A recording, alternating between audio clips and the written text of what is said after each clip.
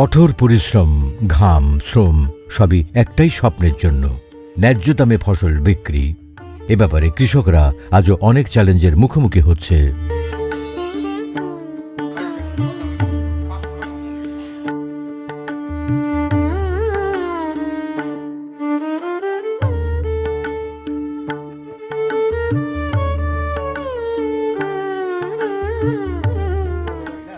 ভাই হ্যাঁ, কি হয়েছে আপনার? মন খারাপ করে? আর কইও না, মন খারাপ হবো না। আচ্ছা কষে দেখি, এত কষ্ট করে ফসল ফলাই আমরা, দাম কম, কি আর করবো? সেই কম দামেই পেঁয়াজটা বেচা থুয়ে এলাম।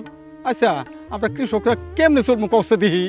ঠিকই কইছো ভাই, আবহাওয়ার যে সমস্যা এটা তো বাড়তাছে, সেই সাথে আবার উৎপাদন খরচও বাড়তাছে, কিন্তু লাভ কিন্তু এরম পাইতেছি না। আচ্ছা রহিম ভাই, হ্যাঁ, এক কাম করলে কেমন হয়? এই আমরা সব কৃষকরা মিলে যদি একটা শক্তিশালী সমাজ গঠন করতে পারি, তাইলে মনে হয় আমরা সবচেয়ে ভালো থাকতে পারবো। কি কও?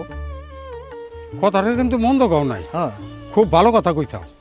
আচ্ছা আমরা সব কৃষকরা মিলা যদি এই ধরো একসাথে আবাদ করি, একসাথে সেই ফসল নিয়ে বাজারে বেচি, তারপরে গুদামজাত করি, এরকম একটা ব্যবস্থা থাকলে খুব ভালো হইতো। এক কাম করি, ওই যে উপজেলা কৃষি অফিসার আছে না, হ্যাঁ, তারপরে কৃষি বিপণন হ্যাঁ, সেন্টার যেটা, হ্যাঁ, আমরা সবাই মিলে হেনে যাইতো, দেখি একটা ব্যবস্থা না একটা ব্যবস্থা হবোই মনে হয়। এই যে একখান খাঁটি কথা কইছা, বুঝছাও? অনেক গেলি নিশ্চিত আমরা কোনো ভালো পরামর্শ পাবো। নন যাও চলেন।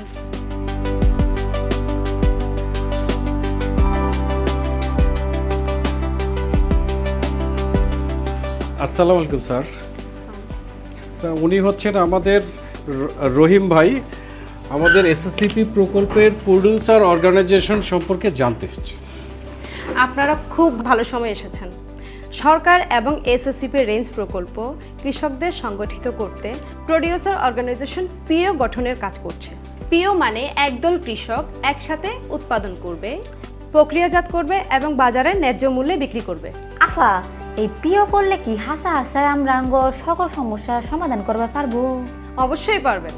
উৎপাদন সংগঠন শুধু উৎপাদনজনিত সুবিধাই নিশ্চিত করবে না, বরং উৎপাদিত পণ্য বিক্রয়ের ক্ষেত্রেও ব্যাপক ভূমিকা রাখতে সক্ষম হবে। পিওর মাধ্যমে একসাথে উপকরণ ক্রয় করে উৎপাদন করলে উৎপাদন খরচ কমে। একদিন কৃষি বিপণন অধিদপ্তরের কর্মকর্তাদের সাথে আপনাদের আলোচনা করিয়ে দেওয়া হবে, তারা আপনাদের এই বিষয়ে সাহায্য করতে পারবেন।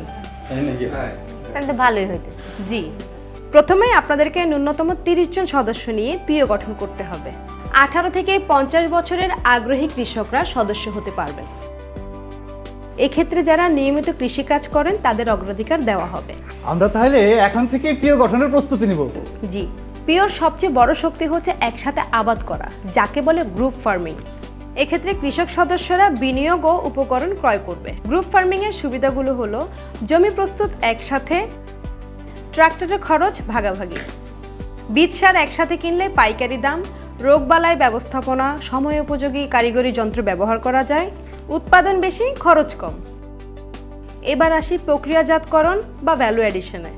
এটা পিওকে সবচেয়ে বেশি লাভ দেয়।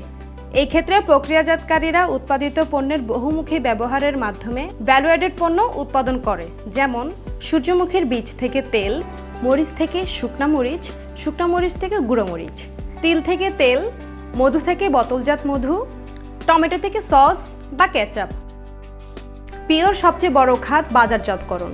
স্থানীয় উদ্যোক্তা দ্বারা ভ্যালু অ্যাডেড পণ্য বাজারজাত করা সহজ হবে এবং লাভ পুনরায় সদস্যদের মাঝে বন্টন করা হবে। এই সকল স্থানীয় উদ্যোক্তাগণ পিওর সদস্য হিসেবে অন্তর্ভুক্ত থাকবেন। পিও সরাসরি যে সকল জায়গায় বিক্রি করতে পারবে: অনলাইন বাজার, পাইকারি বাজার, প্রসেসিং কোম্পানি, জেলা উপজেলা বাজার, সরকারি সংগ্রহ কেন্দ্র বা আড়ত।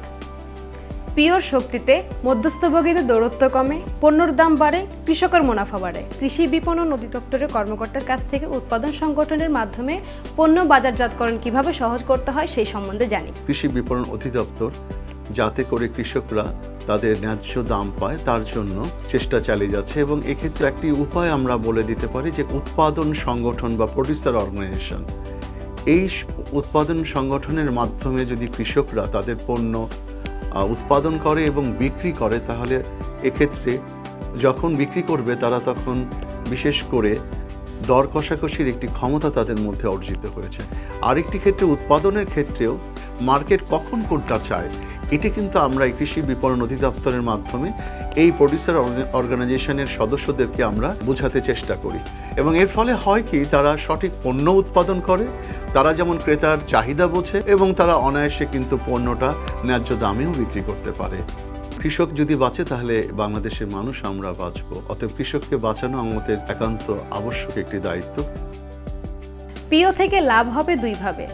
সদস্যর উৎপাদন অনুযায়ী যে যত উৎপাদন দেবে সে তত লাভ পাবে।